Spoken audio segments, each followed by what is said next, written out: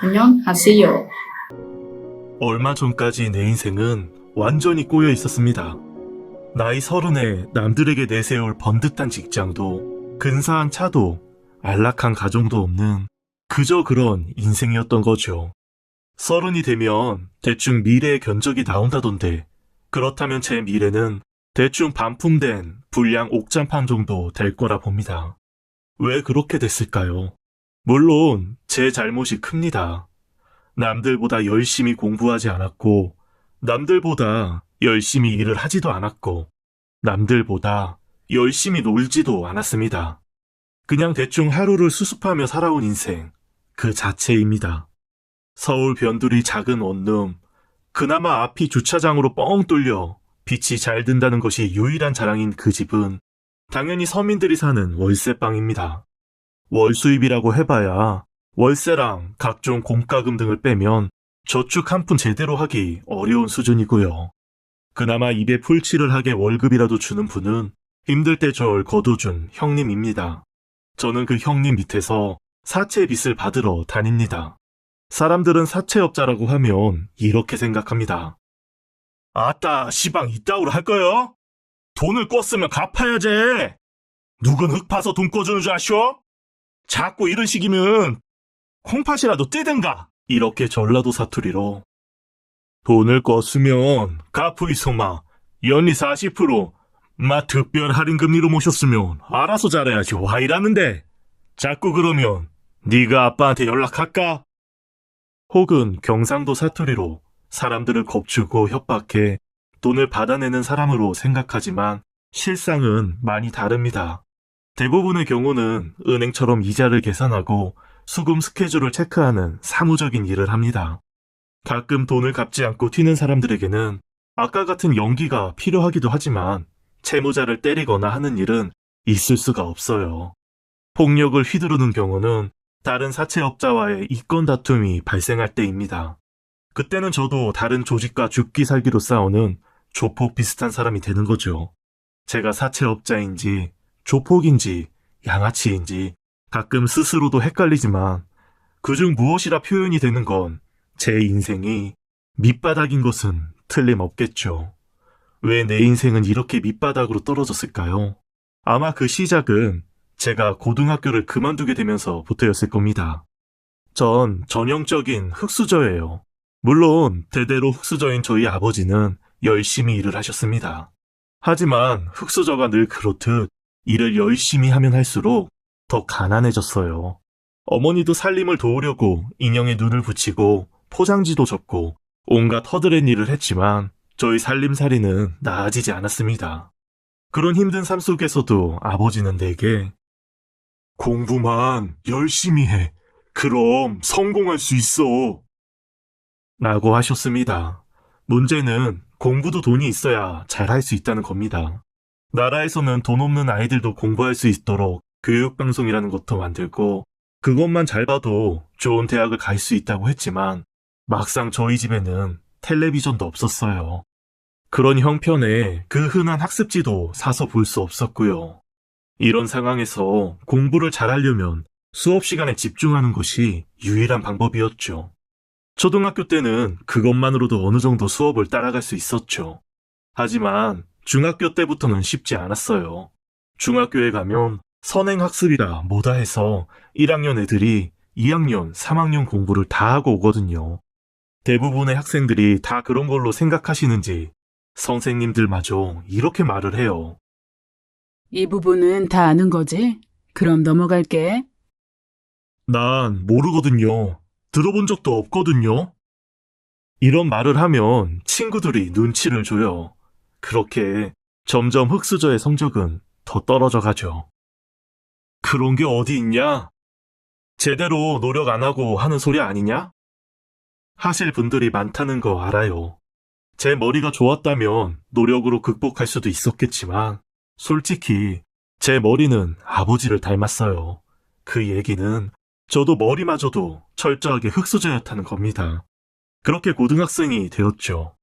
어려운 형편의 기술이나 배울 수 있는 실업계 고교를 가고 싶었지만 아버지가 반대하셨어요. 넌 꼭 대학 가라. 대학만 가면 넌 성공할 수 있어.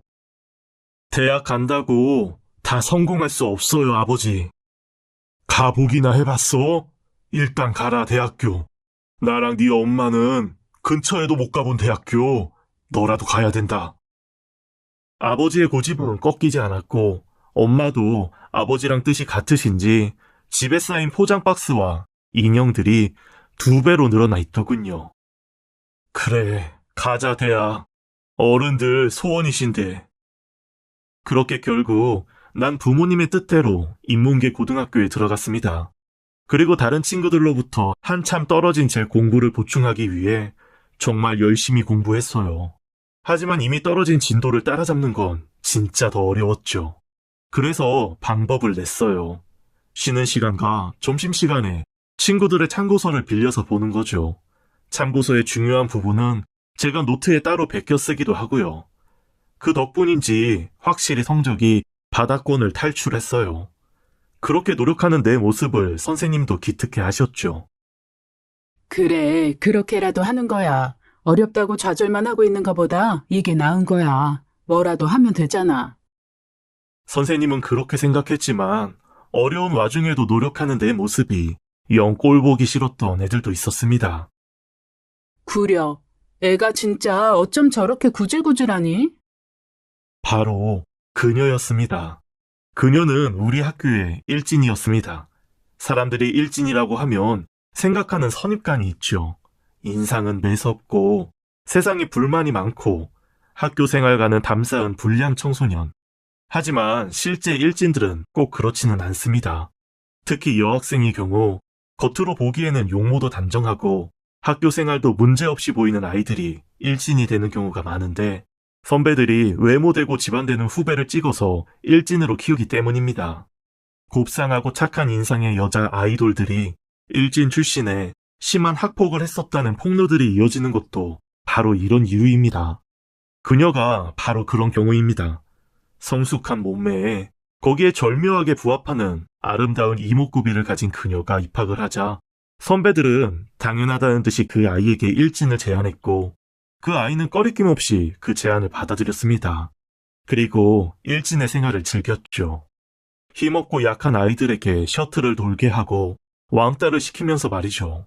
그러다가 가끔 폭력 사고가 터져도 그녀는 눈 하나 깜짝하지 않았습니다. 너 이번에는 부모님 모셔와야겠다. 애가 많이 다쳤어. 저희 부모님 바쁘잖아요. 아빠는 사업하셔야 되고 엄만 외국에 계시고 그냥 우리 고문 변호사 부를게요. 그녀는 그 외모에 일진을 하면서 거기다 지방까지 좋은 아이였습니다. 그런데 그녀가 날 찍은 것 같습니다. 그저 친구들에게 학습지를 빌려보는 것뿐인데 그녀의 서늘한 시선이 내 뒤통수에 날아와 꽂힙니다. 잘못하다가는 학교 생활에 지장이 있을 수도 있기에 철저히 그녀의 눈빛을 피하며 지냈습니다. 그러던 어느 날 그녀가 갑자기 나에게 말을 겁니다. 그것도 친절한 미소를 지으면서 말이죠. 야, 어? 뭘 그렇게 놀라? 치, 그녀의 웃음이 무슨 의미인지 불안합니다. 그런 그녀가 의외의 말을 꺼냅니다. 너 성적 좀 올랐다며? 참고서 동량에서. 동량이라는 말이 마음에 거슬렸지만 그런 티를 쟤한테 내봐야 아무 소용없습니다. 뭐야, 할 줄 아는 말이 어밖에 없냐? 계속되는 나의 어에 그녀가 헛웃음을 터뜨립니다. 아유, 됐고. 내가 너 동량 안 하게 해줄 수 있을 것 같아. 내가 참고서가 좀 남아서. 왜? 뭘 왜야? 받을래 안 받을래? 얼떨결에 난 그녀에게 참고서를 받겠다고 했습니다. 그러자 그녀가 박스 하나를 내밀더군요. 자, 받아. 그녀가 내민 참고서 박스에는 과목별 참고서가 가지런히 들어있었습니다. 고마워. 나는 말까지 하면서요. 진짜 고마웠습니다. 일진이라도 다 나쁜 것만은 아니라는 생각까지 들 정도였죠. 전 그녀가 준 참고서를 가지고 학교에 남아 공부를 했습니다. 단칸방인 집에서보다 교실에서 공부하는 것이 훨씬 편했으니까요. 그런데 갑자기 선생님이 저만 있는 빈 교실로 찾아왔습니다. 너 그 참고서 어디서 났어? 네? 선생님 말인즉슨 옆방에서 가방 도난 사고가 발생했는데 그 안에 지금 내가 보고 있는 참고서와 같은 참고서가 들어있었다는 겁니다. 난 선생님에게 이 참고서들은 그녀가 줬다고 했죠. 그러자 선생님이 그녀에게 전화를 했습니다. 아니요. 내가 준 적 없는데요. 스피커폰에서 흘러나오는 그녀의 이해할 수 없는 대답입니다. 뭐야, 너한테 준 적이 없다는데? 예? 정말 이해할 수가 없었습니다. 왜 그녀는 나한테 책을 준 적이 없다고 했을까요? 참고서 줘봐. 선생님은 내가 보고 있던 참고서들을 뒤졌고 그중 한 참고서 뒤에 가방을 잃어버렸다는 아이의 이름이 적혀 있었습니다. 너 이거 네가 훔친 거 맞잖아. 돈은 어떻게 했어? 네? 참고서가 문제가 아니었습니다. 참고서 안에는 게임기를 사려고 들고 온 돈 30만 원이 들어있었다는 겁니다. 꼼짝없이 난 친구의 가방과 돈을 훔친 절도범이 되고 말았죠. 전 정말 몰라요. 책은 진짜 걔가 준 거라니까요. 그럼 걔가 훔쳤다는 거야? 그 부잣집 딸이 뭐가 아쉬워 돈을 훔쳐? 아니라고 몇 번이나 항의했지만 통하지 않았습니다. 부잣집 딸인 그녀가 그동안 여러 사고를 쳤다고는 하지만 돈을 훔친 이유가 있겠냐며 선생님은 날 범인으로 단정했습니다. 이대로라면 징계를 받을 게 뻔했습니다. 도대체 왜 거짓말을 했는지 그녀에게 알아봐야 했죠. 수소문 끝에 같은 반 아이로부터 그 아이가 동네 먹자골목에 있는 노래방에 있다는 말을 듣고는 다짜고짜 노래방으로 쳐들어갔습니다. 노래방 VIP 룸에 그녀와 학교 일진들이 있었습니다.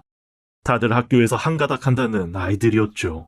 특히 그녀의 남자친구라고 소문난 3학년 짱은 슬쩍 쳐다만 봐도 오줌을 지릴 만한 포스를 내뿜는 압도적인 녀석이었습니다.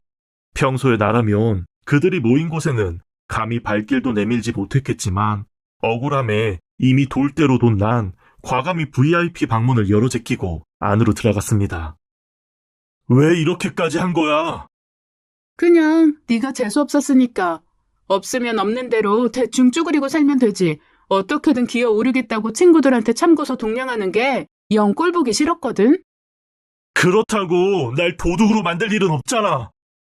어쨌든 책이 생겼잖아. 그럼 된 거 아니야? 안 그래? 그것 때문에 난 지금 학교 잘리게 생겼어. 빨리 선생님한테 솔직하게 말하고 돈 돌려줘. 돈 얘기가 나오고서야 그녀의 눈빛에 당황함이 여렸습니다. 그녀의 눈빛으로 보아 나를 매기려고 이 모든 걸 그녀가 꾸민 게 더 분명해집니다.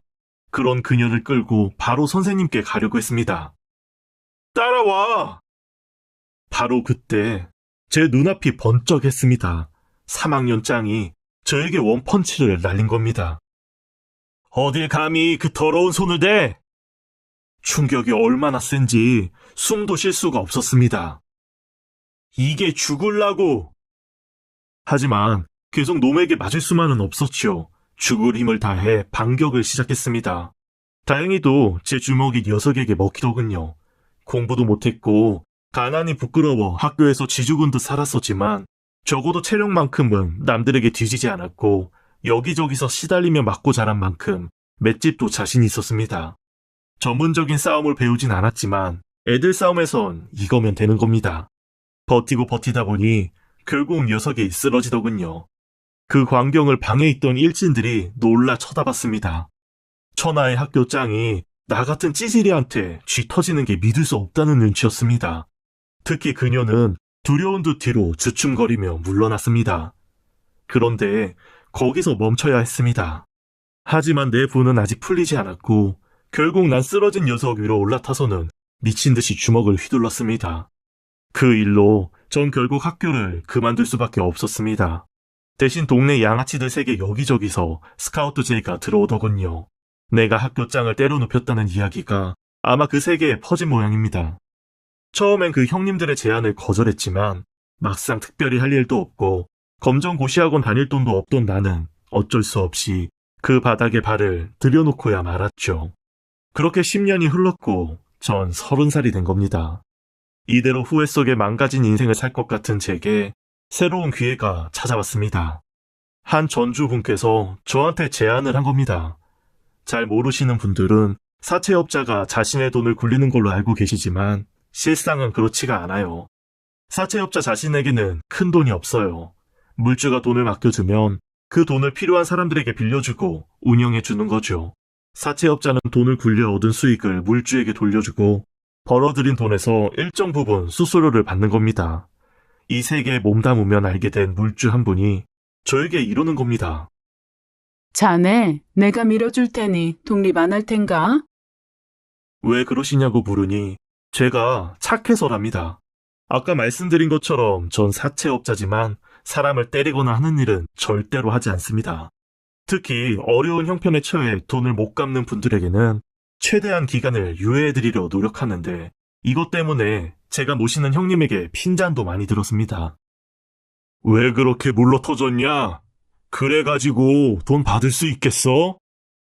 그래도 전 어려운 분들에게 돈 재촉은 못하겠더라고요. 그래서 가끔은 제 돈으로 이자를 내드리기도 했죠. 그분이 그런 저를 좋게 본 거죠.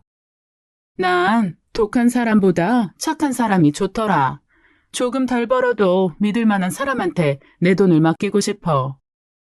그분의 투자를 받아 전 나라에서 정한 법을 지키고 돈을 구하기 힘든 서민들에게 힘이 되는 진짜 서민금융회사를 차릴 수 있게 되었습니다. 물론 그런 회사로는 과거 사채업자가 벌어들이던 수입의 반의 반도 기대할 수 없었습니다. 하지만 마음만은 그 어느 때보다 가벼워졌습니다. 그렇게 작지만 보람찬 서른의 새로운 시작으로 설레던 즈음 한 고객이 찾아왔습니다. 힘들게 자영업을 운영하느라 돈이 필요하다고 온 그분이 어쩐지 낯이 익더군요. 너 혹시... 알고 보니 그 고객은 저의 초등학교 동창이었습니다. 전 제 친구에게 가장 낮은 이자로 돈을 빌려줬고 그 친구도 이 어려운 시국에 구세주를 만난 듯 기뻐하며 고마움의 표시로 식사라도 사겠다고 하더군요. 됐어. 넌 돈 아껴. 그래라 빨리 갚아. 밥은 내가 살 테니까. 그렇게 그 친구와 삼겹살에 소주 한 잔을 했습니다. 험하게 살다 보니 성인이 되고 지금껏 변변한 친구도 없이 살아온 제게는 오랜만에 갖는 즐거운 시간이었습니다. 그러면서 몰랐던 동창들의 소식도 알게 됐고요. 걔는 벌써 결혼해서 애가 둘이야. 몰랐지? 미안하네. 알았으면 걔 결혼식은 꼭 갔어야 됐는데. 그러니까 연락 좀 하고 살아 이제. 참, 다음 주에 초등학교 동창회 하기로 했는데 그때 와라. 잊지 말고. 봐서는 무슨 무조건 와. 그래서 전 동창회라는 데를 처음으로 나가보기로 했습니다. 막상 동창회를 나가려고 하니 꽤 설레더군요. 고등학교도 졸업하지 못했고 사회에 나가서도 어두운 일만 하다 보니 감히 동창회 같은 데는 나가볼 생각도 못했어요. 어린 시절 친구들을 볼 생각을 하며 구석에 처박힌 졸업 앨범을 꺼내 뒤져보기도 했죠. 이놈은 어떻게 변했을까? 얘 참 예뻤는데 지금도 그렇겠지? 하이 까불이는 잘 살고 있나? 참으로 녀석들이 보고 싶어졌습니다.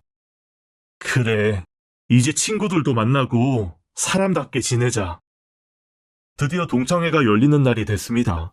옷장을 뒤지며 많지 않은 옷들 중 오늘 입을 옷을 골라봅니다. 이럴 줄 알았으면 맞춤 양복점에서 정장이라도 하나 사놓을 걸 그랬습니다. 그저 그런 후줄근한 점퍼와 청바지만 한가득이더군요. 고르고 골라 그래도 건실한 직장인 룩은 되어 보이는 콤비 정장에 스니커즈까지 갖춰 입으니 그나마 봐줄만은 한 것 같네요. 동창회는 럭셔리한 분위기의 바에서 진행되었습니다. 처음 참석하는 동창회라 어딘지 어색했지만 반갑게 맞이해주는 친구들 덕에 금방 자리에 적응이 되더군요. 말씀드린 것처럼 초등학교까지는 학업도 크게 뒤처지지 않고 3학년 때는 반장을 한 적도 있었거든요. 예상대로 사내 녀석들은 하나도 안 변했더군요. 까불이는 까불이, 코 찔찔이는 코 대신에 느끼함을 흘리고 반면에 여자들은 10년의 세월에 무슨 일이 있었는지 상전벽해 그 자체였습니다. 누구는 의학의 힘을 빌렸고 누구는 코디와 헤어의 힘을 빌렸겠지만 참 많이들 예뻐졌더군요. 그 아이들에게 예뻐졌다고 칭찬을 하니 예뻐지긴 그래봤자 무술이지. 여왕폐하 오시면 여왕폐하? 그게 누군데? 누군 누구야? 원숭이도 제 말하면 온다더니 저기 들어오네. 그 말을 하며 여자 동창이 입구 쪽에 손을 가리킵니다. 맙소사, 그쪽에서 들어오는 여왕은 다름 아닌 내 인생을 추락시킨 일진녀 그녀였습니다. 그제야 기억이 났습니다. 그녀는 고등학교뿐 아니라 초등학교도 동창이었던 겁니다. 그녀를 보자마자 그때 겪은 아픔이 떠올라서 견딜 수가 없더군요. 그래서 조용히 집에 가려고 했지만 제 고객이자 동창인 친구가 놔주지를 않더군요. 어쩔 수 없이 그녀와 눈을 마주칠 일을 최대한 피하며 앉아 있었죠. 하지만 그게 어디 계속 피해집니까? 결국 그 아이의 눈이 마주치고 말았습니다. 이왕 일이 된 거 과거의 악연을 오늘 털어버리려 하는 게 낫겠다는 생각도 들더군요. 그래서 과거의 트라우마인 그녀를 향해 말했습니다. 나다. 기억하지? 그런데 그녀가 내가 누군지 기억을 못하는 거였습니다. 나는 자기 때문에 인생이 막장으로 떨어졌었는데 정작 가해자인 그녀는 아무런 기억도 못한다니요. 너무 어이없고 화가 났습니다. 하지만 그걸 다른 친구들 앞에서 표현하기는 싫었습니다. 참고 또 참으며 그저 술잔만 홀짝였습니다. 그러다 보니 어느새 거나하더군요. 그 사이 그녀는 좌중을 휘어잡더군요. 남자애들은 여왕벌을 차지하려는 숫벌이 되어 주변을 맴돌았고 여자애들은 스스로의 말대로 그녀의 무수리가 되었습니다. 일진에 미녀에 공부까지 잘하던 그녀는 세월이 흘러도 여전했던 겁니다. 재수없게도 그녀는 나랑 동종업계에 종사하고 있더군요. 물론 2금융과 3금융으로 레벨 차이가 있지만요. 무슨 증권회사를 다닌다던데 동창들은 그녀에게 주식 정보라도 얻을 수 있을까 끈질기게 물어보더군요. 종목 좀 추천해주라. 내가 산 주식 좀 봐줄래? 그런 질문에 그녀의 대답은 한결같았습니다. 나한테 물어보지 마. 그러면서 그녀는 상대를 깔보는 듯한 미소를 보냈는데 저는 그게 에휴, 한심한 바닥 인생들. 이라고 말하는 것처럼 느껴졌습니다. 그만큼 그녀는 여전히 이 세상을 자기 아래로 깔고 보고 있더군요. 동창회가 파할 즈음 그녀가 카드를 꺼내들었습니다. 오늘은 내가 살게. 그녀의 말에 동창들이 환호를 하더군요. 그 꼴을 보고 싶지 않았습니다. 아니, 그녀에게 맥주 한 잔이라도 얻어먹고 싶지 않았습니다. 아니야, 내가 살게. 그녀를 밀어내며 내 카드를 내밀었습니다. 그러자 그녀가 다시 나를 맞고 카드를 내밀었습니다. 됐다고, 내가 낸다고. 아니, 내가 내. 그런 우리 둘이 실랑이에 카운터에 서있던 종업원이 말하더군요. 그냥 반반 하시는 게 어떨까요? 종업원의 말에 우리는 고개를 끄덕였습니다. 그렇게 저는 그날 술값 120만 원 중 60만 원을 내야 했습니다. 하지만 그 60만 원이 하나도 안 아까운 밤이었죠. 적어도 나를 추락시켰던 그녀에게 술을 얻어먹지는 않은 셈이니까요. 다음 날이었습니다. 술도 많이 마신 데다가 주말이었고 해서 오후가 되도록 침대에서 뒹굴거리고 있었죠. 그런데 그때 전화기에서 문자 수신음이 울리는 겁니다. 숙취 때문에 그것조차 받기 싫더군요. 뭐 광고나 그런 거겠지 생각하고 그냥 뭉갰습니다. 늦은 오후에야 겨우 일어난 난 배달 음식으로 해장을 하려 했습니다. 그렇게 해장국이 도착했고 전 카드를 꺼내 계산을 하려고 했습니다. 그런데 내 카드가 사용한도 초과라는 겁니다. 뭐지?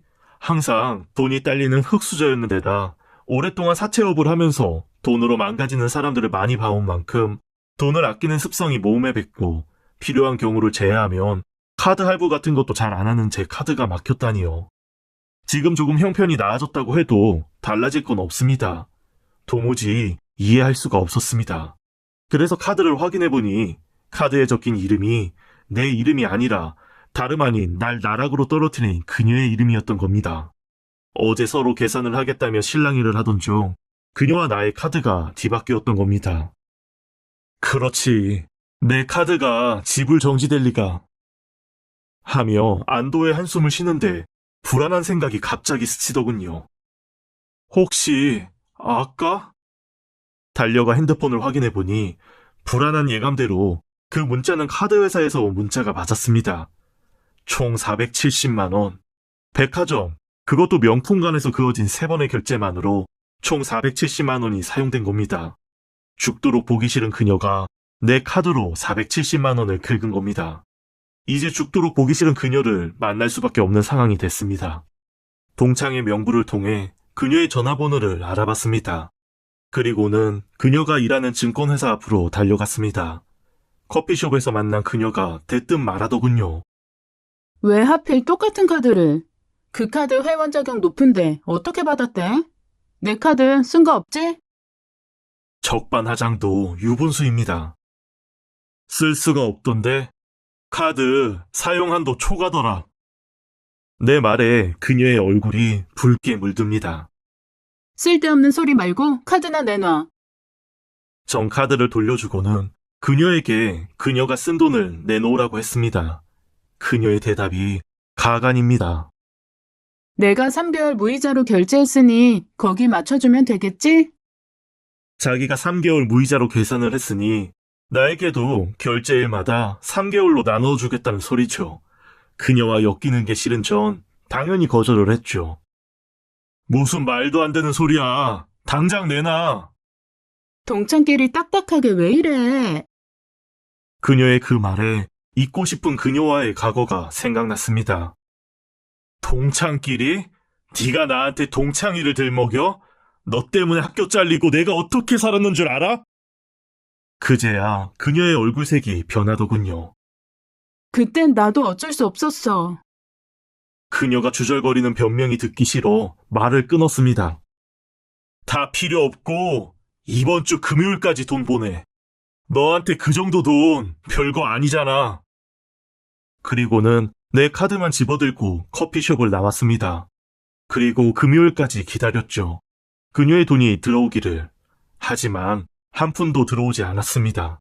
당연히 전화도 없었고요. 아니, 아예 전화도 받지 않더군요. 이 정도면 악덕 채무자라고 봐도 되는 상황입니다. 10년간 사채업 바닥에서 일한 날 상대로 그녀는 지금 해서는 안 되는 행동을 하고 있는 겁니다. 피하고 도망 다니는 사람 찾는 것만큼 저에게 쉬운 일은 없으니까요. 그녀의 직장으로는 찾아가지 않았습니다. 그건 양아치 짓이니까요. 그래서 그녀의 집 앞에 차를 대고는 퇴근을 기다립니다. 깜짝 놀라더군요. 아니, 여길 어떡해? 전화 안 받으면 어쩌자는 거야? 라며 짜증을 내려는데 갑자기 한덩치 하는 남자들이 다가옵니다. 순간적으로 그들이 사채업 쪽 사람이라는 걸 알겠더군요. 어이, 그쪽은 좀 빠져있더라고. 나가 먼저 야그해야 쓰겄은께. 당신 뭔데? 뭐긴 채권자재. 큰께 좀 꺼지라고잉. 맙소사, 그녀는 나 말고도 채무관계가 복잡한 상황이었습니다. 채무관계 있다고 이렇게 찾아와 협박해도 됩니까? 우습게도 나는 그녀에게 돈을 받으러 찾아온 주제에 다른 채권자의 불법적인 추심 행위에 대해 훈계를 하고 있네요. 하지만 그들은 쉽게 물러설 생각이 없습니다. 뭐요? 그 짝이 저 짝 애인이라도 되시올? 잘못하면 팔자에 없는 그녀의 애인이 될 판입니다. 아무래도 안 되겠기에 경찰에 전화를 건다고 했습니다. 아무리 채무관계가 있어도 지금 하는 행동은 불법이니 경찰에 신고를 하겠다고. 그제야 사채업자들이 돌아가더군요. 사채업자들의 등장에 사색이 됐던 그녀는 그제야 안심을 한 듯 저한테 고맙다는 말을 하더군요. 하지만 거기까지였습니다. 무슨 일이 있었기에 사채업자까지 찾아오냐는 제 질문에 신경 쓰지 마. 돈은 빨리 갚을 테니까 너도 그만 돌아가. 진이 다 빠진 그녀를 데리고 더 말하기는 힘들 것 같아 전 그냥 발길을 돌렸습니다. 도대체 아무 걱정 없이 금수저로 살던 그녀가, 지금도 여의도 증권회사에서 일을 하고 있는 그녀가 왜 사채업자에게 빚을 지고 있는 걸까요? 아무래도 알아봐야 했습니다. 수소문 끝에 그녀를 협박하던 사채업자와 연락이 닿았습니다. 그녀가 진 빚이 아니더군요. 그녀의 아버지가 진 빚이었습니다. 사업이 어려워지고 회사를 어떻게든 지켜보려고 사채까지 손을 댔지만 결국 회사는 부도가 나게 됐고 그 충격에 그녀의 아버지가 돌아가셨던 겁니다. 아버지의 사망으로 빚을 받을 수 없게 된 사채업자들의 다음 행동은 뻔합니다. 가족들을 협박하는 거죠. 사실 부모의 부채를 자식이 무조건 떠안을 필요는 없습니다. 부모의 상속을 포기하면 되거든요. 하지만 그걸 순순히 받아들이는 건 은행 같은 정상적인 금융기관에서죠. 사채업자들은 자신의 빚을 책임지라고 그녀의 엄마를 협박했고 겁에 질린 엄마가 차용 증서에 사인을 하고 만 겁니다. 그 다음은 그 빚을 현실적으로 갚을 수 있는 직장인인 딸을 압박하는 겁니다. 모든 사실을 듣고 보니 그녀가 조금 불쌍하다는 생각이 들더군요. 하지만 그거보다 급한 건 내 돈 470만 원을 받아내는 겁니다. 전 현실적인 사람이니까요. 그녀를 불러냈습니다. 전과 달리 이제 전화는 받더군요. 일단 내 카드로 산 물건들을 줘. 네가 돈을 주면 돌려줄 테니까. 그건 안 돼. 나 그거 필요해. 그거라도 가지고 있어야 네가 돈을 갚을 노력을 할 거 아니야. 그러니까 그래서 그 물건들이 필요하다고. 그 물건들은 그녀가 선을 보기 위해 반드시 필요한 것들이라고 했습니다. 아버지가 돌아가시기 1년 전 아버지가 갑자기 자기를 결혼정보 회사에 등록시켰답니다. 당연히 그녀는 싫다고 했지요. 하지만 아버지는 막무가내였답니다. 무조건 올해 안으로 시집 가라. 아버진 우리 집이 망하기 전에 날 좋은 데로 시집 보내려고 하셨던 거야. 하지만 난 아버지가 돌아가시기 전까지 거기서 오는 연락을 하나도 받지 않았어. 왜냐하면 우리 집이 망해가는 걸 꿈에도 몰랐으니까. 그녀의 아버지는 집안이 망하기 전에 딸을 좋은 사람과 결혼시켜 그녀만이라도 다가올 불행에서 지키고자 싶었던 거였죠. 이제라도 아버지가 말한 대로 해드리려고 했어. 그런데 제대로 된 옷이 없는 거야. 이미 내 옷이랑 가방들은 사채업자들이 다 빼앗아갔어. 선짜리는 나가야겠고 급한 대로 옷을 사러 갔었어. 월세 내고 그러느라 카드 한도가 얼마 안 남은 줄 알았는데 카드가 긁히는 거야. 뭔가 이상했지만 옷이랑 그 가방이 필요했어. 그게 네 카드인 줄도 모르고 그렇게 쓴 거야. 그 말을 하며 그녀가 눈물을 글썽입니다. 진짜인지 확인하기 위해 그녀의 집을 보았습니다. 막상 안으로 들어가 보니 최고급 오피스텔임에도 불구하고 변변한 가전제품이나 가구도 없더군요. 붙박이장에 든 옷도 마찬가지였습니다. 사채업자들이 다 가져간 겁니다. 이제 됐니? 나 이렇게 살아. 그녀의 사연이 다 와닿지는 않았지만 일단 그 물건들을 압류하지는 않았습니다. 선, 봐라. 고마워. 고마워할 거 없어. 돈 제대로 받으려면 널 도와주는 게 나을 것 같아서 그러는 거지.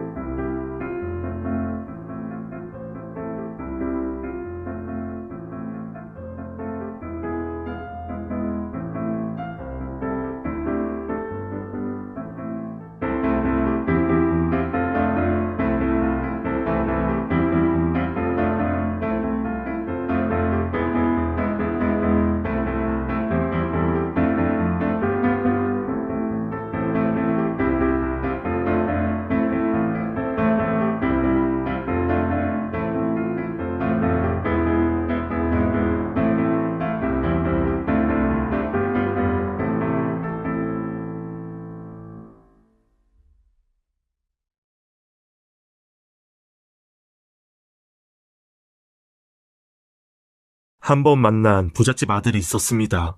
그녀에게 이미 홀딱 반한 것 같더군요. 집안은 망했지만 미모는 그대로인 그녀입니다. 월급 대부분을 차압당하고 있지만 직장도 나쁘지 않고요. 충분히 그녀 말처럼 될 거라 봤습니다.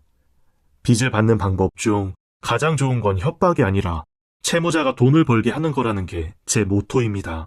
그녀에게 있어 결혼은 가장 중요한 돈벌이 수단이고요. 그 후 그녀가 데이트를 잘할 수 있게 옷을 공급했습니다. 비싼 명품들을 진짜 살 수는 없기에 선배들이 운영하는 명품 전당포로 데려가 옷을 골라줬습니다. 뭐를 입어도 잘 어울리는 그녀였지만 남자들의 취향을 궁금해 하더군요. 옷을 입을 때마다 나에게 물었습니다. 나한테 예뻐 보이려고 고르는 거 아니잖아. 남자들 거기서 거기야. 네 눈에 예쁘면 그 사람도 예쁘겠지. 어때? 예쁘다. 정말 확 한 대 패주고 싶을 만큼. 집안이 망하고도 명품에 집착하는 그녀를 그냥 한 대 좁히고 싶었지만 그 옷들이 그녀에게 너무 잘 어울리는 것도 사실이었습니다. 점점 그녀의 옷을 골라주는 것이 즐거워지더군요. 그녀의 데이트만 지원해서는 안 됐습니다. 지금 같은 생활 방식으로는 부잣집에 시집을 간다 해도 그 집을 말아먹을 된장녀 그 자체였으니까요. 넌 도대체 금융 쪽 일한다는 애가 저축이라는 걸 모르냐? 물론 월급을 차압받고 사니 힘들었겠지만 쓸데없이 좋은 집에 살며 월세로 돈을 날리는 건 아니라고 봤습니다. 그녀를 설득해 작은 전셋집으로 방을 옮기게 하고 월세로 들어가는 돈을 저축을 하게 했습니다. 누가 사채업자 아니랄까봐. 독하다, 독해. 사채업자가 아니라 서민금융업자야. 하기 싫으면 돈 갚아. 투덜거리면서도 나에게 당장 돈을 갚고 싶지는 않았는지 제 말대로 하더군요. 한마디로 제가 그녀의 자산 관리자가 된 셈이었어요. 어린 시절 날 나락으로 떨어뜨렸던 그녀에게 난 이상한 방법으로 복수를 하고 있는 셈이었죠. 그녀를 돈으로 통제하는 게 꽤 쾌감이 있었거든요. 최소한의 차비를 주고 식사는 구내식당에서 해결. 커피는 고급 프랜차이즈 커피 불가. 저녁은 저희 사무실에 와서 해결하도록 했죠. 그렇게 몇 달이 흐르자 그녀에 대한 내 적개심도 풀어져 갔습니다. 그러면서 참고서 사건의 숨겨진 진실도 알게 됐습니다. 사실 그 참고서를 훔친 건 내가 때렸던 3학년 학교 짱이었고 그가 그걸 나에게 주라고 했다더군요. 30만 원을 훔친 얘기는 쏙 빼뜨리고요. 절 함정에 빠뜨린 건 그녀가 아니라 바로 3학년 학교 짱이었던 겁니다. 사건 후 그 얘기를 바로 해주고 싶었지만 학교 짱의 눈치를 보느라 말을 못했다는 겁니다. 그 말에 10년간 쌓여온 그녀에 대한 응어리가 조금은 풀리더군요. 그리고 마침내 그녀가 그 부잣집 남자에게 청혼을 받았습니다. 결혼하재. 솔직히 말했어. 아버지 돌아가시고 집도 망했다고. 상관없대.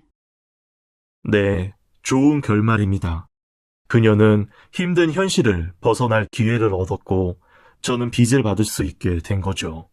그런데 어딘지 허망하네요. 그동안 당한 만큼 다른 방식으로 충분히 괴롭혔고 돈도 받아내는 해피엔딩인데 왜 이럴까요? 아마 그녀와 티격태격하며 제게 뭔가 알 수 없는 감정이 쌓인 것 같습니다. 하지만 그 감정을 그녀에게 보일 수는 없었죠. 그래, 축하해. 결혼 준비 잘하고 돈은 내 계좌로 입금해. 그렇게 말하고 조용히 일어서려는데 그녀가 저에게 다시 앉으라네요. 나 결혼 못한다고 했어. 미안하다고. 뭐? 그게 무슨 말이야? 사랑하지도 않는 남자랑 어떻게 결혼해. 내 마음에 있는 건 넌데. 그녀의 마음속에도 저처럼 뭔가 감정이 쌓인 겁니다. 그리고 그 감정은 바로 사랑이었던 거죠. 저와 마찬가지로요. 전 지금도 그녀의 자산 관리를 합니다. 그리고 그녀는 기꺼이 내 관리를 받아들이고 있죠. 470만 원의 채무 관계로 다시 시작된 우리 인연은 현재 사랑으로 진행 중이랍니다. 지금까지 사연 읽어주는 남녀였습니다. 끝까지 함께 해주신 여러분 감사드리며 저희는 다음 사연으로 돌아올게요. 안녕하세요.